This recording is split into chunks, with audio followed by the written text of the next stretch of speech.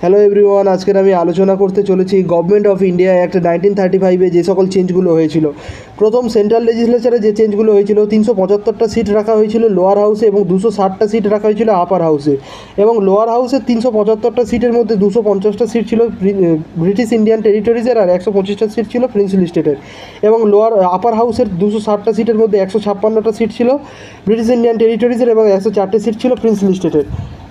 এবং provincial legislature করে দেওয়া হয়েছিল 11টা জায়গায় প্রভিন্সিয়াল লেজিসলেচার করে দেওয়া হয়েছিল।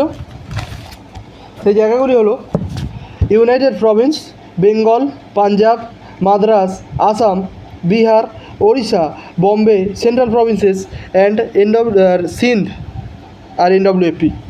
এই কটা জায়গায় প্রভিন্সিয়াল লেজিসলেচার হয়েছিল। এবং এই 11টা জায়গার মধ্যে 6টা জায়গায় বাইক্যামেরালিজম ছিল।